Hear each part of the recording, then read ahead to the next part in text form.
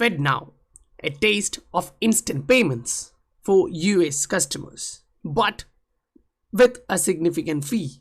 Now that will be added onto it, but at least the government is moving towards instant payments domestically. When developing countries and other nations, other area, they are launching instant payment platforms even abroad, and that shows us that the world is moving towards the positive direction. And this is about India, and it is loosening up. If you remember, Chris stated that India is loosening up, and as we see the progress being made there, the corridors are moving along. Now if you remember, that shows the corridor from India to Singapore, and maybe that's going to be opened up soon, because it also shows us previously RippleNet was live in that route and a whopping 15 billion was executed. Now the on-demand liquidity platform has to get the green light and move, and if it does, we may see volume entering the ledger. And as we talk about those stuff, it is interesting to find this one from Crypto Narcissist showing trademarks of Ripple, and we have to actually go through them, showing and talking about Ripple Impact, what it actually means, Ripple X, what it actually does, what it actually means, and those kind of stuffs. And then along with all of those, we need to go through some interesting research and publication which is kind of getting attention from the central banks. Say this one is a bit old, but it shows the G30 and its perspective towards the digital currencies and stable coins, and how they are directing the entire central banking area towards this area. So these are actually important, and then this IMF document kind of connects those gap in this area. So stay tuned, guys. Welcome to the Scientific Investor family, where we discuss crypto and science behind investing regularly. Yesterday I posted this chart in our Patreon group saying it's at a critical level. Theta, the asset, is at a critical level, and when the entire market is slow and moving 1%, 2% and all, we can see that it just popped out around 20%. Now you can discuss your portfolio and assets in your portfolio with me and get charts and setups daily in the Patreon group. If you would like to extend your support, you can use Patreon, PayPal and all, which is linked in the description below. Now let's jump back onto the fundamentals and discuss through this stuff. Say for example this one, if you remember, it's G30 are giving us a guidance, and in that, if you remember, page number 19 kind of shows us the direction, right? If you read through that, we kind of had an area where they are talking about XRP leapfrogging slow and expensive correspondent banking network. From that aspect, when you are looking and continuing that, if such a global currency were to be heavily used, right, they are considering that. And if you read just above that, it is considering the current reserve currency and how it can be changed into a new era. It is possible that such a stable coin could be valuable for cross-border payments, serving a function similar to that offered in private sector by Ripple. So they were looking at something which is similar to that of Ripple, and the currency offered by it already leapfrogs every kind of issues which it is having. Now why they are looking at this? Whenever they are looking at the real-time gross settlement system, the associated cash in advance requirements can cause inefficient delays and possible gridlocks in payment. These are stuff which kind of pulls the payment industry back, and that is where XRP brings such a technology and jumps above all of these hurdles. So keep that in mind, because as we talk about that, it kind of gets really interesting in that particular area. Say when we move into a different area of this particular document, say just if we jump into page number 23, what we can see here is they are concluding, when they are concluding this entire stuff, they are talking about the payments going digital here. And it is important to understand that everyone from different countries, finance ministers, central banks are preparing for this thing. Now importantly, the increased cross-border use of digital currencies necessitates an international framework for governing this data. Now this is just a guidance showing how it is to be moved. Now if we just come into the top of this article and look at what they start with, it kind of gives us an interesting aspect where they really talk about, say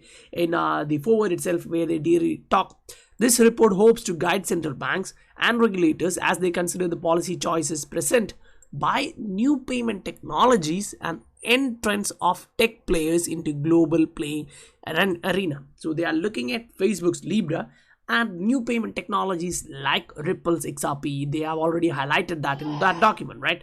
So at the same time, we also have to look at other aspects of the payment, which is micropayments. Now, yes, that's entirely new area, and it's a lot to go. Now, this article dates back to 2016, but the proceedings of that one connected to ILP and all, that's an entirely new discussion. We'll actually have to go through that document. Now, when we just look at this initiative from NPCI back in India, and look at that particular corridor, they are kind of going into Singapore. There is a lot of Indians in Singapore and they are trying to open up. So as Chris Larsen states, India is loosening up. We can see there is a chance for India becoming a crypto hub, but the politicians and those sides still remain the same, right?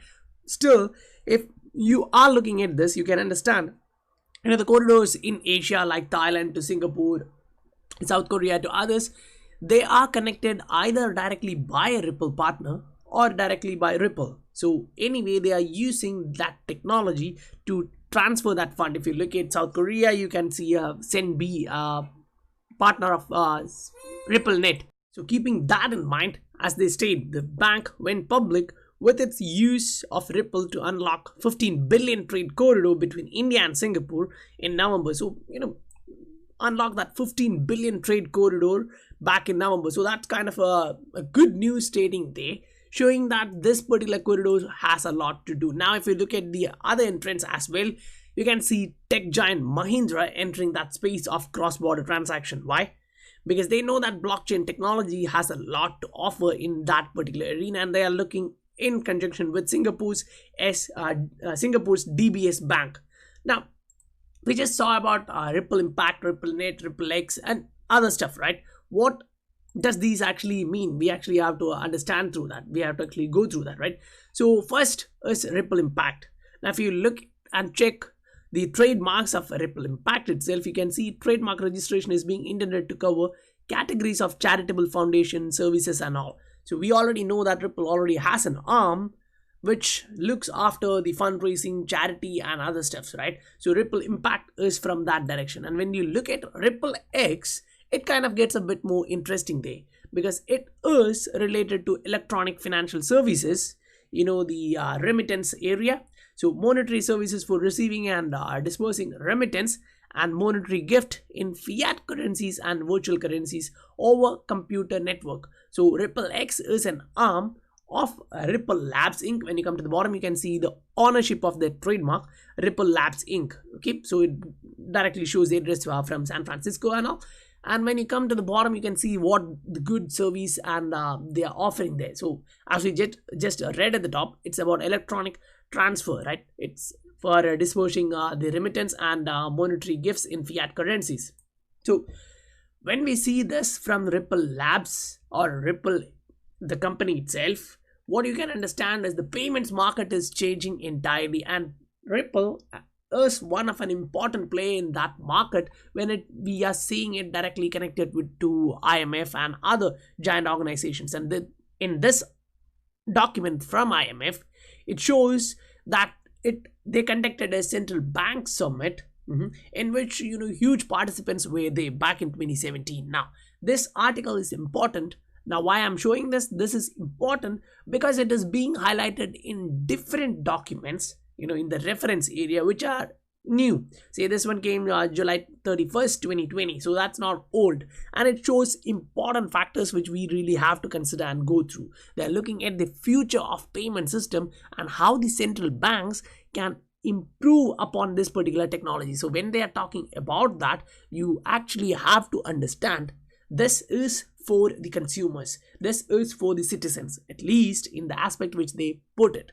But whenever they use financial inclusion, previously we have went through a lot of documents showing its connection towards Ripple and this thing, Bill and Melinda Gates. Now you can digest it as you want, but we are investors. We are looking for opportunities in a longer term, right? Holding on to an asset. So when we are going through the references which they are citing here and looking at Ripple, You can actually see they are citing it here, showing this one, cross-border speech at Ripple Central Bank Summit, showing how it intends. Now when you actually come down here and look at it, we can understand important guys are involved in this, and they are stating that we are changing this area, right? First, a sketch of the economic framework on how fintech applications will affect the financial services and the market structure is looking there. Second, the current landscape of cross-border payments and possible evolution of cross-border systems.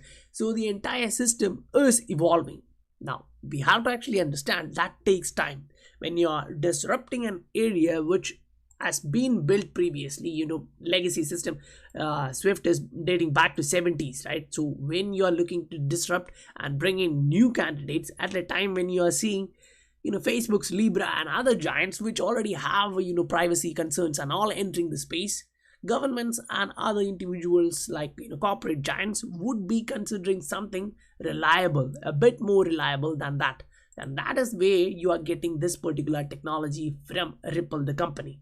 Now, as we move forward, this article shows us state sovereignty and the brave new world of cryptocurrency, because cryptocurrency is being considered as, still majority of the congressmen in US and others consider it as a Silk Road, and they're still back in 2017 during that ICO's time.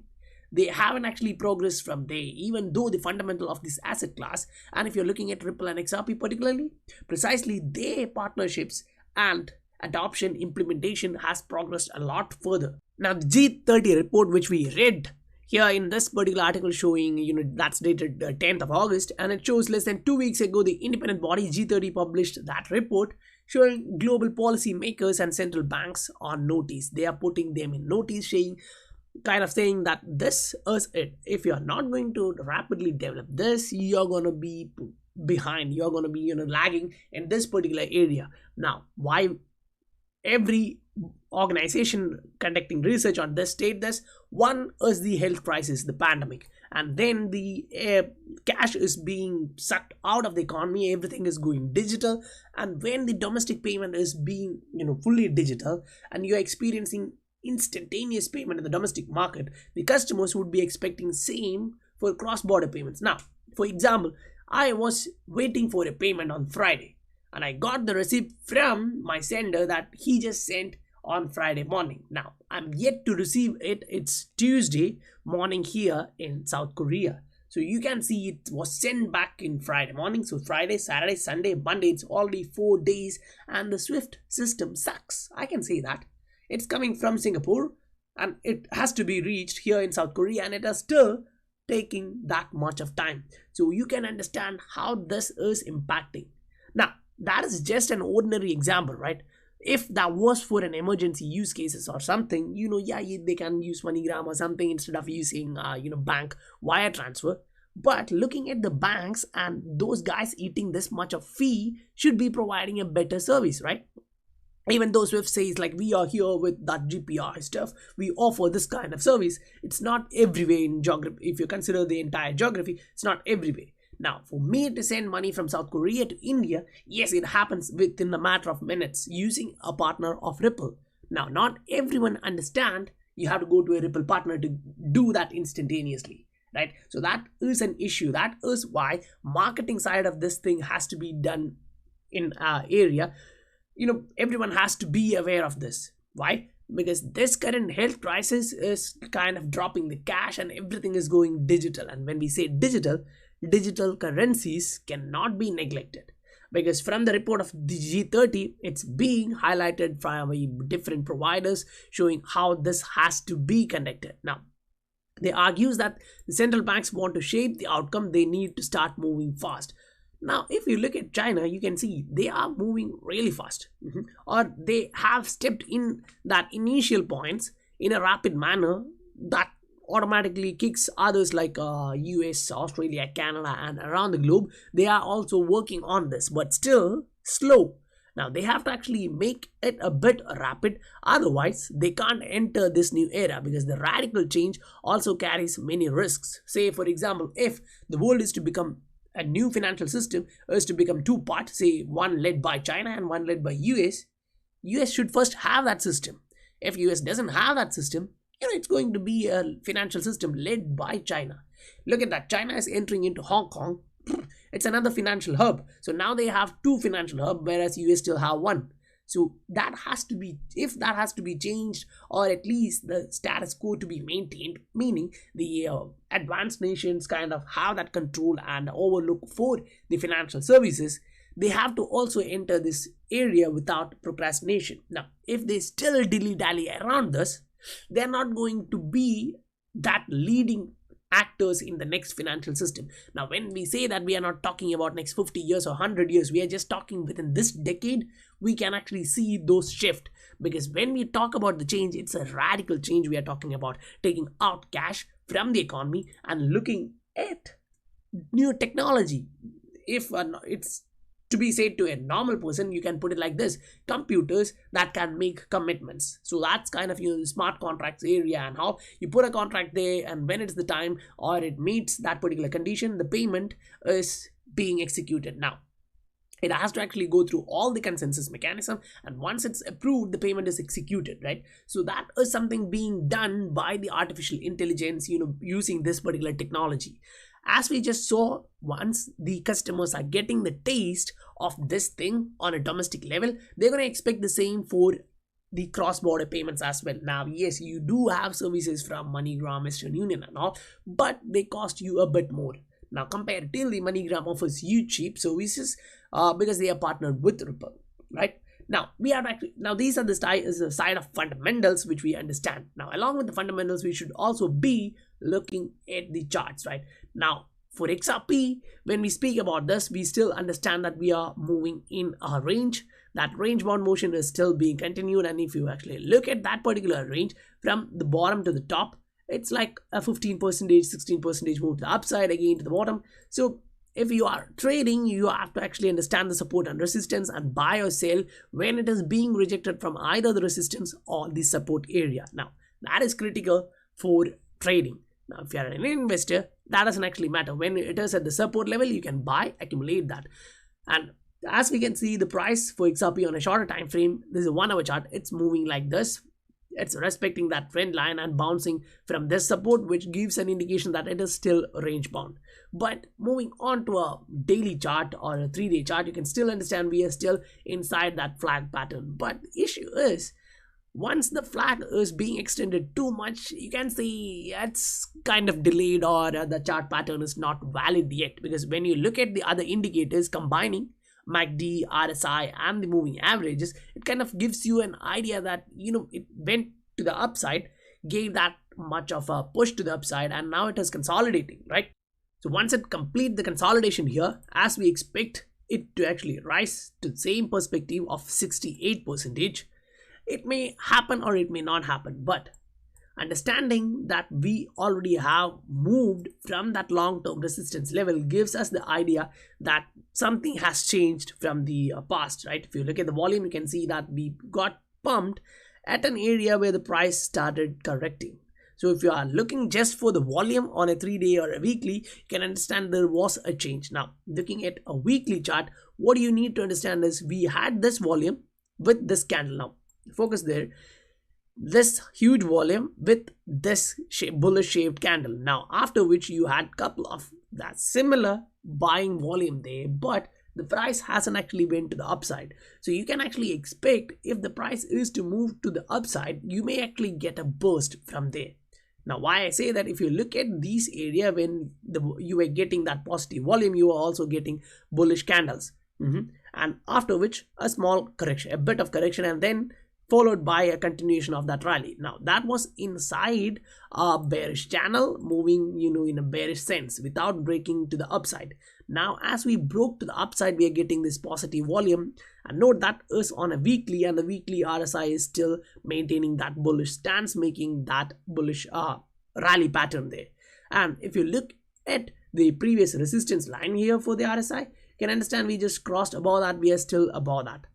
So that kind of maintains that area of opportunity, or that window of opportunity which you can enter. Because if you are looking at drawdown, it may actually, yes, chances are there for it to come back and retest this particular level. But looking at previous rally from Bitcoin, Ether and all, it may not actually come back to that area of breakout. If you consider this particular level, this was a level of breakout, this was another level of breakout which it retested, but this first area it didn't actually retest. So if it is being considering this is the breakout level, small breakout level on the shorter time frame here, it may not actually revisit that area. Instead, it is still flirting with this level, right? So what is next for XRP? The next level should be targeted 4.5. So guys, hope you received value from the content and value for your time. If you did, please support the channel, hit that like button and the subscribe button if you are new here. If you would like to extend your support, you can support the channel using the Patreon or PayPal link in the description below. I'll meet you guys on the next video. Bye for now.